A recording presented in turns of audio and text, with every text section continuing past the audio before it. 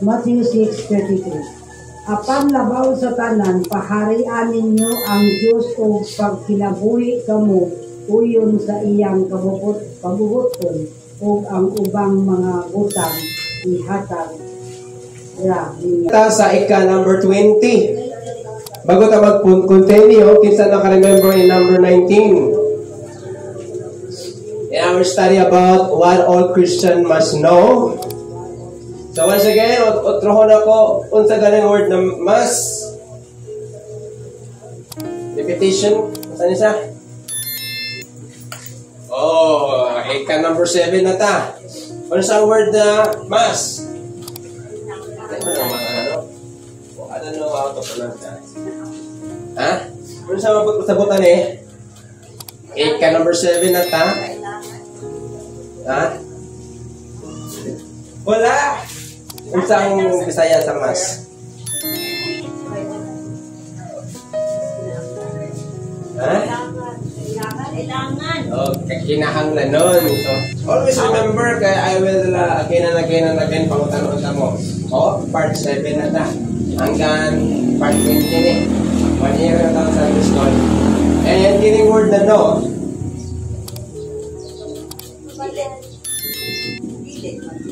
Bisaya, may balaan. Kung sa yun ang dapat kinahanglan natong may balaan. Kinsa kasuhanan dire? So, tanang kasuhanan. So, unsa ang ato ang number 19? Seek wisdom. Not only wisdom, pero gibutangan og unsa man eh, unsa sa Bisaya na? Pangitaon. Don't doubt your words, okay? So, pag pangitaon ng wisdom, naakay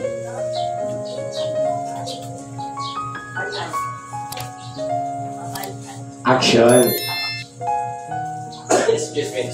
So, tunan nato na ang wisdom, according po sa itong bishop, tama to siya, mo ba na po ang natunan sa Bible College, that a wisdom is the right application of knowledge. Well, knowledge is the gathering sa imong data, raw materials. Pero ato nasabtan na, kung naa kay wisdom, it is the ability to discern the action and the result.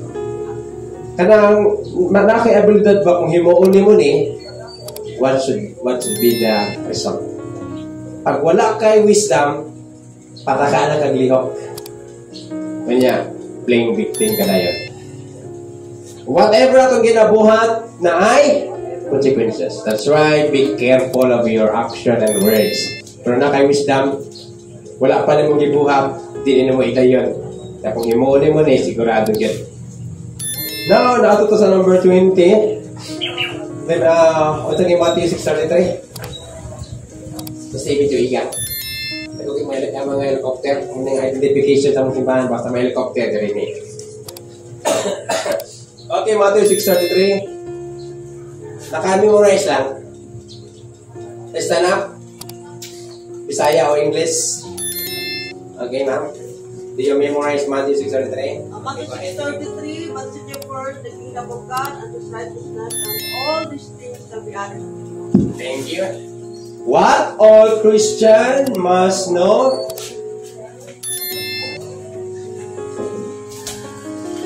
Pari po ah. Kailangan.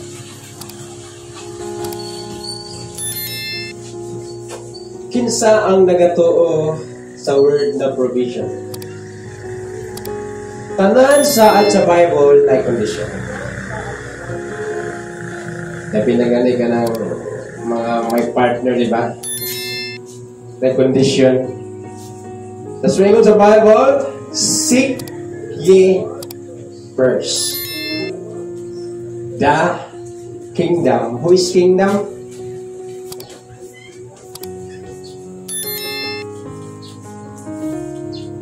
Who is kingdom?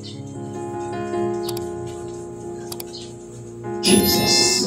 Seek ye first the kingdom and His righteousness. Una si Jesus, ikaduha unsa ang makapalipay sa iya, and all these things shall be subtracted, added. Asa nindot sa math? Subtract or multiplication or divide? Mahingo tag-divide. Ang imo nga, tunga-tungaon ka na. Mahingo tag-subtract. Ang para sa imo ha, ihatag pa sa gamay na lang imo ha. Mahingo tag-multiply. Madagang pasama sa 2 ka tinapay, 5 ka tinapay na o 2 ka isda. Then di-multiply. Kaya ito gibo ni Jesus, nagpasalamat siya. Now, what all Christian must know, dapat atong may balaan. Unsa man kalisod ang panginabuhian, unsa man kalisod ang imong challenge sa giatubang, the truth is God will provide. Do you believe this? That God will provide. Kailangan ito ang inyong panginabuhi.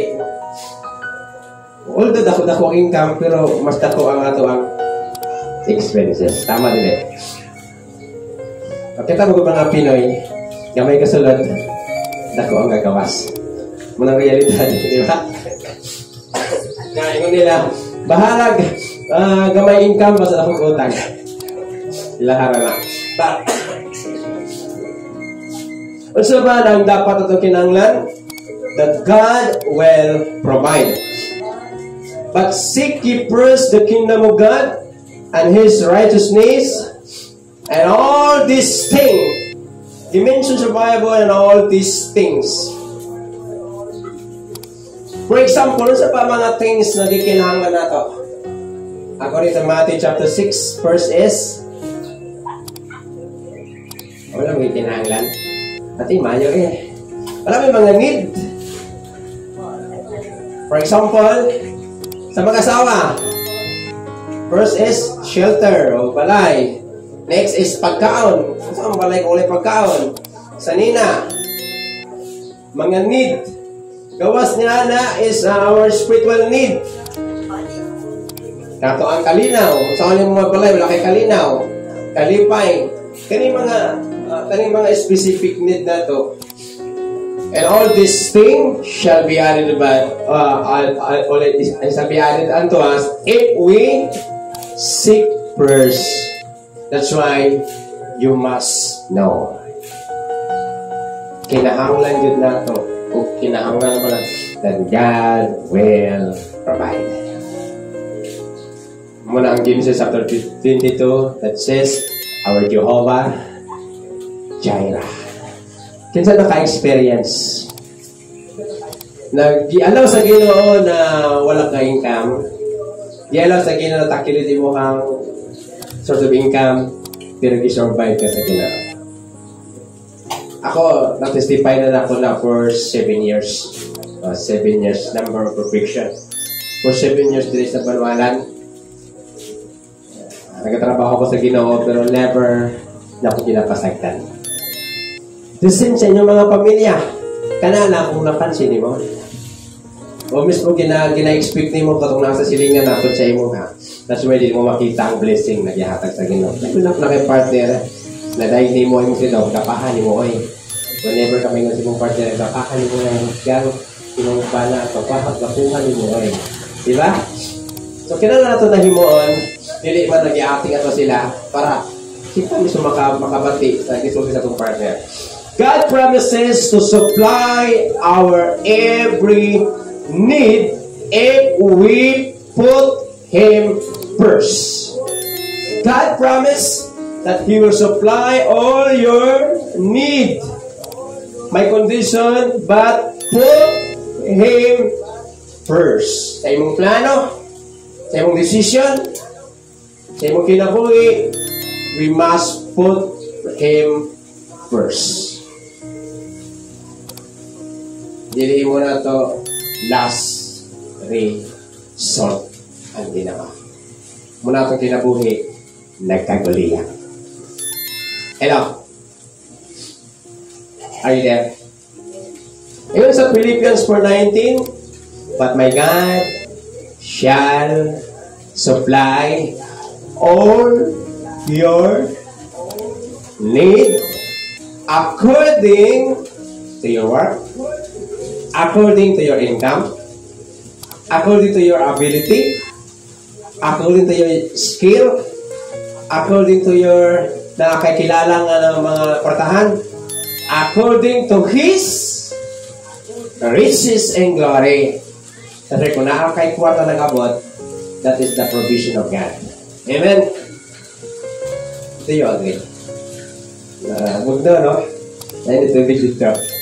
But anyway, what our Christian must know? Provision. See the word provision. Ibutang na to, tatuhunaw kasing-kasing that God will never forsake us. Hebrews 13 verse 5. So, I know nakapatid naman sa akong testimony when I was in Bible College. Although, ipaagi ko count sa Ginoong kapayas ng gabi ko for years. Pero nakasurvive ko sa akong pagkatoy. 15 ka po, pag-abot na graduation, dito na lang. Kahit puti ka, taas na ang pagkatuig. To be welcome to our Sunday School. But ang atong punto din mga igsoon, natagaan natong pagtagad, as long we seek the kingdom of God and His righteousness, muna ang ginaingon, if worry ends, faith begin. Pero if faith ends, worry begin.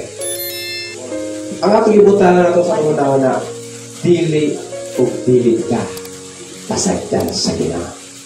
Bisan pa magtaas ang palitulong, bisan pa na akay mga expenses na kinanglan nimo, hindi mo nang mati sa to 7 verse 11 panghayo. Problema, hindi mo ta mangayo. Kaya lagi napatay mga savings. Ano savings na? Ako na po savings sa piso ra. Pero ang punto diri, we must know, brothers and sisters in Christ, that God will provide. Bisan unsa pa naka-challenge imong panginabuhi, God will provide. Don't question the Word of God. Possible ba na mo trabaho, but the Word of God will supply all your needs. Kasi wala ka income, God will supply. As long you seek first Jesus and His righteousness, then all these things shall be added and to you. Now open your Bible in Numbers 32:23, number 21. Numbers.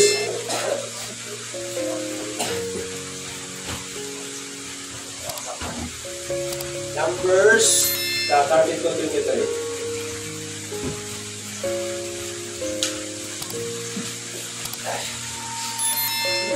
Okay? Kaya kita? Ano yung mga lang Bible diri na available? Okay, ma'am. Numbers 30, at 32:23. Numbers 32:23. But if you fail to do this, you will be sinning against the Lord, and you may be sure that your sin will find you out.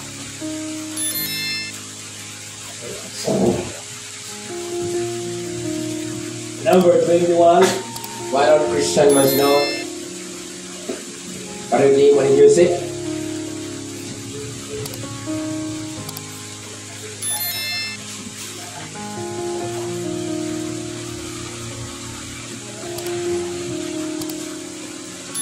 Ito sa pagkibasa. Number 21. This is the question. Kanang after good sa pag-think mo, guys, nila ka, manangirin na. Sa word Pharisees. Manangirin sa James chapter 4, this is the devil and he will flee from you. Word na resist. Saan gusto ko naman eh? Yung mga bata, resist. Kung wala kayo bala, wala resist na. Resist sa saan? Sa kuliro. Suklan. So, unsa word na intention? So, taga na ito gamay na clarification ang word na sa Bisaya sa inasa tentasyon. Then, unsa ang paan sa trial? Tagaan na ito og difference para masabtan na ito kung naapata sa tentasyon Una ba ta sa trials?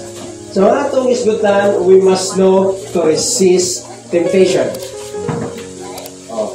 For example, kanina, what is the difference between need and wants? The Bible says, God will supply all your need, not will supply all your wants. Okay? Now, what do you mean trials? Trials sa Bisaya is pagsulay.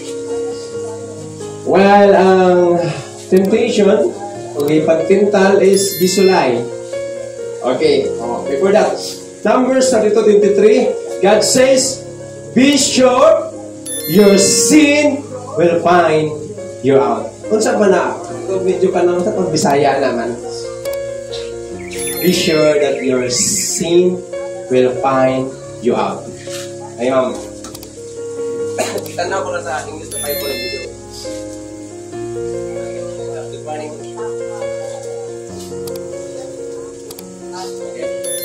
So, ang gino niya din, but if you fail to do this, you will be sinning against the Lord, and you may be sure that your sin will find you out. Namang kung tayo mga sala, na wala na to, we are keeping it in ourselves. So, ang Ginoo, kabalo na siya. Kakitagid na siya sa tanan. So, sa sige na itong tago-tagoan na, we are pretending na dili sa sinner, ano ba? Wala lang. Umabot ko lang panahon ng atong sala mismo, maoy mo, ang atong sala mismo, maoy maghulog sa ato, maoy mag-try down sa ato. Atong problema ako ang ikot ka sabot. Okay, thank you. So, it means na whatever na ato ang ginabuhat nga sala, mo trader sa imo ha, means i-reveal ka na sa panahon na dili ka prepared. That's why, ayun sa Bible, in order na dapat mahibaan nato to resist temptation. So, yun ganun na, trial is, it's the outside happening. Kita ni mo way bugas, it's the outside trial. Kita ni mo na mahal tanan. Kita ni mo na napatiyan na magidaot tayo sa trial. What about temptation? It is the inside struggle. Kasagaran na makakuanta that the trial but the temptation. To make a wrong decision and a wrong mindset. Wala hinungdan na nung putalikod ka sa Ginoo. Nag-i-entertain mo ang puho sa yawa. It is the devil is speaking inside of us. Resist temptation. The devil lies to us that if we sin, we'll be the happiest. Ang yawa, mutintan sa tuwa, mudinay sa tuwa, na pag makasalata, malipayan ta. Kung sa nakaagi na makasala, dili mag-guilty. Kinana, mag-pray lang ko sa Ginoo. Pray lang ko pasahe lang. Then, maanad na ka. That's why, I remember when I was sa among youth camp, unsa ang but pa sa bulan isa, machin ka.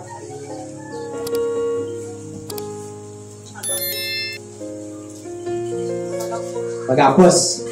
It means ang buhat sa ang paghimo pag-entertain sa temptation is a choice, di ba? Sa gamay yung pagpili. Parang gipilit nimo na masagok ka, gipilit nimo na maglagot ka, magdumot ka, is a choice. Then, tintal na ka, naghimo na ka choice. Mahimo ng habit. Naanda na nimo. Then, mahimo na sang automatic. Sago na ka na yun. Na naman, paano ka eh? Choice na nimo mahulog sa tentasyon na masagok ka o whatever na sa lagi buhat nimo. Mahimo nimo identity. Asa man to si init ulo? Asa man to si kuan? Itong palayaw-yaw. Ano man, primero is church nimo. Natintang ka eh. Kaya na kung nabikil ka, then nakapit nimo, automatic na. Gamay bikil, tapos, mahimo na nimong identity. Kailangan na, asa to si kuan? Madali lang masuko ba? O, di ba? Kaya tungod kay, wala nimo badlong mo tentasyon.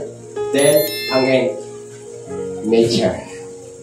Mahina mo kinaya. And the only thing is Jesus. That's why sa Bible, be sure your sin will find you out. Bago na may walang sala, pamalandong sa sabi na ako mag-rebuild sa Ginoo. Ako pamalandungan na whatever we do, na ay consequences. Kung sa itong gitanom, mawaya itong tanihon. Kung gidaot ka, iyampo na lang sa Ginoo. Ayaw balos daot. Na naman, pag i-choose ni mo na, patingala na ka, hindi na ka man daot. Mahapit na ni mo, automatic na ni mo, identity na ni mo, nature na din ni mo. Kung maglisod na ka, then mawala yung mga gana sa spiritual things. Nakatuta sa katapusan, open the Bible in Psalm 34 verse 8.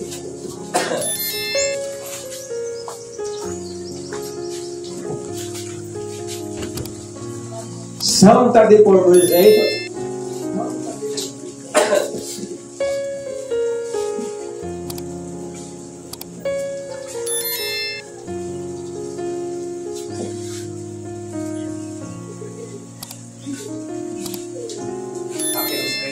Salmo 34 verse 8. Sulayi ko, makita ninyo ang kaayos sa Ginoo.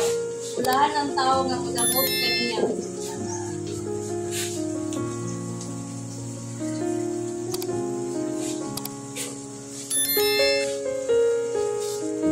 Do you believe that the Lord is good? May mga time na dili maya itong situation. Tama ba? Kung sakit ka na maluya ka, natunawa kay kwarta. Nakay paliton, pero tama lang ka sa tanaw. May budget. But the truth is, what our Christian must know, that the Lord is good. The Lord is good. Psalm 34 verse 8, oh, taste and see that the Lord is good. That's why sa Bible, ilawi, taste, and see.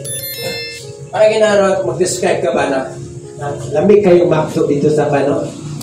Ay, lamig yung McDo. Lamig kayong pagkaon sa McDo. Pag-ipag-ipag ko naman ta. Lamig, mag-agree ka.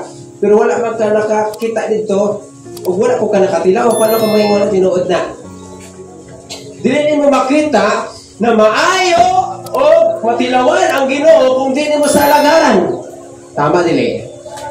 Dili ka makatestify that the Lord is good kung dili ni mo alagaran ng Ginoo. Welcome. Nindot mo na makapatid tag-testimony, no? Madasig ka. Nindot ka na mapili mo ba na mga testimony? How about kita? Kanas apunta mo testimony. Ano yung mga igsoon? Kung abot isa itong panahon ka nang naata sa mga pagsulay, dapat magpasalamat ka. Malagay sa Tagalog, pag walang kwento, walang kwenta. Your trial today, your testimony, bandit. Paano mo ma-prove na once na magbiya ka sa Ginoo, i-bless ka? Na may i-bless sa Ginoo, magbiya. Dili ma-prove ang kaya sa Ginoo, kung dili mo, tilawan, pagtanawon. That's why yung nilabit, taste and say that the Lord is good. Mayo bang Ginoo? Kinsa makatestify na mayo ang Ginoo? Pakitaasan ka mo. Unsa man ka-worse ang imong situation karon, we cannot deny Psalm 34 verse 8. Even the writer, tama kinabuhi ni David, if God is good for him, nagtago-tago. Igukod ni King Saul, naasay 600 na mga isog na mga sundalo. Then, singata lang mo tago para mas safe. But dingon niya, taste and see that the Lord is good. Asang mayo dito? Out of the worst. Na basic gigukod sa ni Saul, wagod sa nadakpan. How many times? First, sa cave. Di ba naari to si Saul? Pero ano kita ko? Sa bukid, natulog between sa duha ka bukid na diri si Saul, 3,000 niya ng mga pinili nga sundalo na nagdiri. Di ato ni David, wa jud ka mata. Muna ngayon sa taste and see that the Lord is good. Must know. Taste and see. Testing it. Makaingon ka. God is good. Amen. May mga tayong manggod na manglauta sa Ginoo. Kita naka-experience na Christian ni mga Ginoo. For example, yung family, nagkasakit. Ang ipinansal niya nagtakilit. Ang imuhang banaw, nakakasabot. Yung mga igsoon, pag mangumusta ka, maglagot. Ingon tayo na, ikabuhi na kasi pangumusta. Kaya tungod ka, ang pakapin lagi daw. Kumusta lang gani ka? Dahil lang ito nila magulang, magutang. But anyway, then may mga time na makapangutana ka. Tayo sa kapastor na nasuod na ako, gusto niya ang anak makatapos sa eskwela. Pero ang nakitabo, wala ka human, nakapangasawa, ukulto. Nagluhuto sa ginawa. Niya Lord, sa mga kawin. So, pag make story short, ibiyaan na ministry. Pero nabot ang panahon, ipanikyapan siya. Kaya tanan pangitapos sa imong kinabuhi, na ay kano. Romans 8:28. Kinsa nakapaluan eh? Kinsa naka-memorize Romans 8:28? So, dapat may mga verse na atong i-memorize. Eh, kasi nga asa ka, pwede ka mamalandong. Kung ito China, si Malipang, damay na verse, memorize ito. Ibawal malito. Diba? Romans 8:28.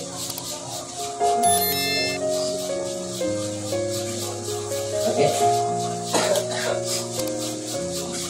And we all know that all things God works for the good of those who love Him, who have been called according to His purpose. Oh, we know. Importante yun ang magdaan. Para di ba magdaan? All we know, I know. For all. Oh, apil na ka dito. Para magbasa ka, apil ka dito kay for all we know that all things work together for good to them that love God. If you love God, kinsain ko na love niya ang Diyos. Bisan pa ang imong panginabuhi, magkaingon ka Lord, naon sa naman eh, na maglisod, mag-survive. If you love God, all things work together for your good. Kaya kung wala na, dili magkamanawag sa Ginoo. Kung wala na, dili makasangpit ng Jesus. Kung wala na, dili makamangalagan sa Ginoo. Kung kayahay ng tanan, usay di tayo baka hinundunan na ay Diyos na alagaran natin. Di alaw sa Ginoo mga palatian, di alaw sa Ginoo na may tapos yung pamilya, inunod na manawag ka sa Ginoo. Yung sa Bible, call unto me and I will answer you. That's why we must know, kinahanglan yun, na makaibalo ka that the Lord is good. Usahay, basunod ng Ginoo. Imong lihok, Ginoong basulod. Nagkasakit ka, basulod ng Ginoo. Usahay, pati yawa. Kung sakit ba ka, yawa mangkot. Ang kaso ko, kapag ang panahon, payungan na ka sa yawa. Kaya namin ang punto dire, the Lord is good. Kung gusto niyo mo na ma-experiencehan ang kaayos sa Ginoo, testing. Hello. Makaingon jud ka. The Lord is good. Amen. Always remember na tanan pangitabo sa atong kinabuhi dahil purpose. Walay aksidente. Walay tabo sa imong kinabuhi. Kung kalisod man karon, problema man ka. All things work together for your good. Para makit-ani mo, without Jesus, you anahin natin. John 15. Ingon na Ginoo, without me, you are nothing. Okay, are you there? Psalm 31 verse 19. Oh, how great is thy goodness, which thou hast laid up for them that fear thee. Kaya kita nga ito nakahadlok sa Ginoo, it means na kaya respeto, fear of the Lord, mahadlok ka makasala. Dili mahadlok ka kang Ginoo, bunalan ka, mahadlok ka makasala, nagkapakita na nakay kahadlok sa Ginoo. Since God is good to us, we should be good to God and others. Kung makaingon ta na maayo ang Ginoo, dapat maging maayo pud ta sa uban. Even dili maayo ilang binuhatan. Ingon sa Romans 12, verse 17-19, vengeance is mine. Revenge is mine. That's why i-allow ang Ginoo na siya ang maghimo. Manang Romans 12:21, will not be overcome by evil, but overcome by good. Kung gihimo kang dautan, himuig maayo. Kaya ang tanan utoro sa kayuhan, iya sa Ginoo. What our Christian must know, the Lord is good. The Lord is good. Muna ibutan na mo sa muna-muna. Time na naka-problema, the Lord is good. Then, i-change sa Ginoo mo pang lantaw sa mong problema na dahil blessing ka hulatan. Asan din daw? Maunang blessing o maunang problema? Kanang malipayin kay ka ba? Nagkaukuman na hilagapot ka. Yan ang mahilag sa kakadali. Huwag mo makatawa na ka. Okay, natin pangutanan. Una tayo kadugang. Una kay na-experiencehan. Out of 3, nakaisa din na na-experiencehan mo, kung provision, are you sure na isip ni mo ang Ginoo? At least, pag nakita ni mo, wala ko di pasagdan. Sa tentasyon, nagisuktan ni mo ang tentasyon, maabot ang panahon na di nakaganahan sa mga sala na ginabuhat ni mo.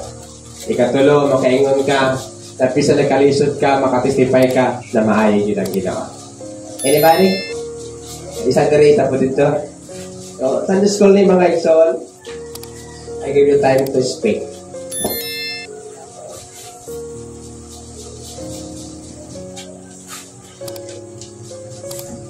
Wala na mo. Ang utana, una ka kayo na pan-experience. Para mabalaan ako kung napamount. Mula yung sa professor, silence is evidence na natin natanaan. And I hope lang. So, anybody? Hello. Pinapakita mo mga katupad na pakadiya.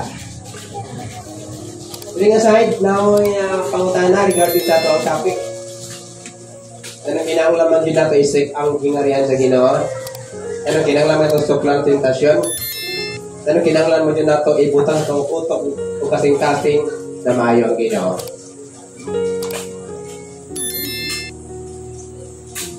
Wala na? Number sinasay pan and another insight at ahon.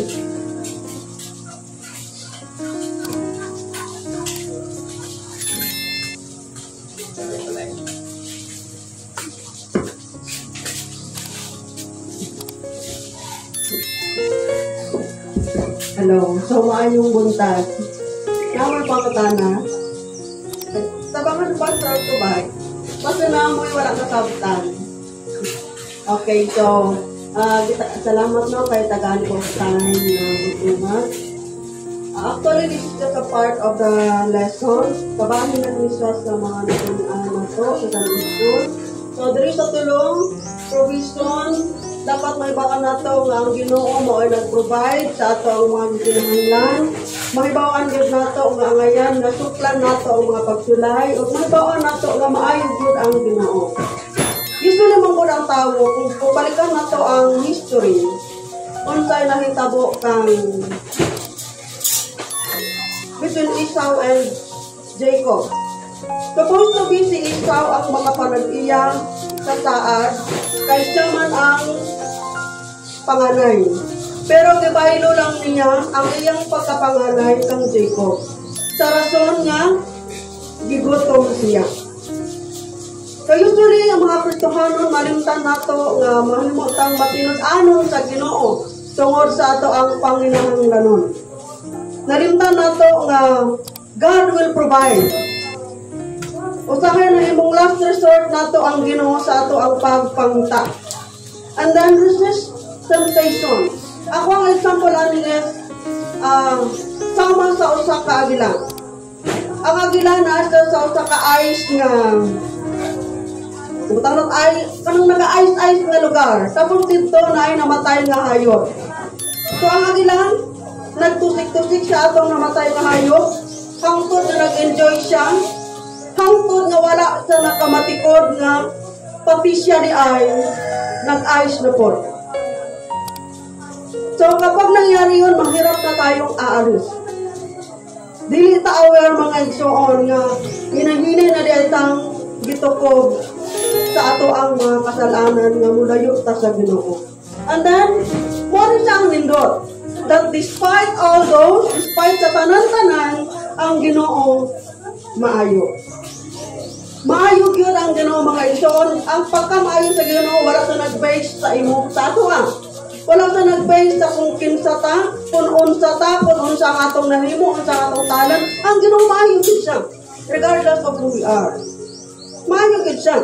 Bisan pag kumbaga kahit hindi tayo karapat-dapat, ang Ginoo maayo gihapon. So sa ato ang natunan, whether we fail, naman tayo mga kapakyasan, ang nakapalig-on nato sa ato abalik nga ang Ginoo maayo yun. Bisan unsa ang mahitabo, bisan unsa pa ang atong nahimo, maayo yun ang Ginoo. So all you have to do is balikan nato ang Matthew 6:23. But seek ye first the kingdom of God. Pangitaon na ang Ginoo. Kay hatag niya sa ato atanan ang atong kinahanglan. So tanan-tanon na iya iyang kinahanglan. We have different needs in life. Sometimes we need healing. We need financial breakthrough. Tanan-tanon tayo kinahanglan. Pero usara ang gi-required sa Ginoo. Pangitaas siya. Sulayi o imong matilawan o imong makita kung unsa siya kamaayo. Okay, praise God. Salamat. Ganyan ako sa pagtindagang tanan. Ilang response sa ato ang Sunday School. So, nabay times imong kinabuhi na ginablend ni mo ang Ginoo, imong situation, imong pamilya, imong finances, at imong love life, whatever they have. Always remember ang